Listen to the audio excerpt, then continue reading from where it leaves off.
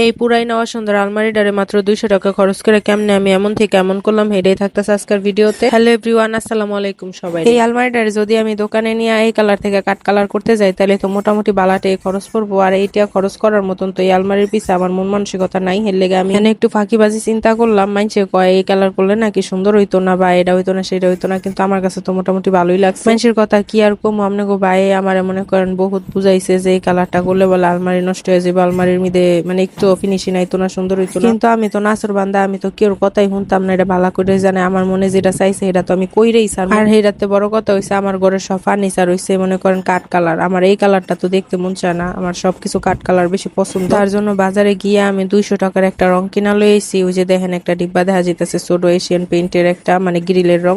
এই রংটা আইনা এই যে ব্যারাসটা, যে ব্যারাসটা দিয়ে আমি দিতাছি এই ব্যারাসটা কিন্তু আমার ঘরের মধ্যে আগের থেকে আসছিল, হলে আমার আনো কোনো টিয়া খরচ হয় নাই। আর যে রংটা আনছে এই রংটা মাত্র 200 টাকা। আর দেখেন এই রংটা প্রথম এক কোট দিছি, এক কোট দেওয়ার পরে যে এরকম একটা ফিনিশিং আইছে, এক কোট দেওয়ার পরে এমন চকচক করতেছিল, মানে কি আর কইতাম।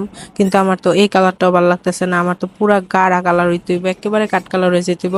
পরে এই যে দেখেন এই রংটা পরে আরেকবার ফিনিশিং দেওয়ার পরে যে এরকম একটা কালার আইছে, ওইটা শুকাইছে 2 দিন পর আবার এই ফিনিশিংটা দিছি। আর এই রংটা দেওয়ার পরে তো একটু বোঝা যাইতেছে না যে এটা হাতে রং করছি। আবার হইছে মাত্র 200 টাকা দিয়া যে গ্রিলের রং পাওয়া যায় সেই রং দিয়া করছি, মানে এমন সুন্দর জকজকা তকতকা দেখা যাইতাছে। আগে যে আলমারিটারে আমি 200 এর কোনায় দেখতে পারতাম না, কিন্তু এখন আমার চোখে মাশাআল্লাহ অনেকই ভালো লাগতেছে। আর এই যে আপনারা আবার জিগাইবেন যে কোন রং, এই যে দেখেন এই রংটা এশিয়ান পেইন্টের গ্রিলের যে রংটা আছে এই গ্রিলের রংটা দিয়ে আমি করছি। মাশাআল্লাহ মাশাআল্লাহ অনেক সুন্দর হইছে। আর একটা ডিব্বায় আমার 2-3 পোষ হয়ে গেছে।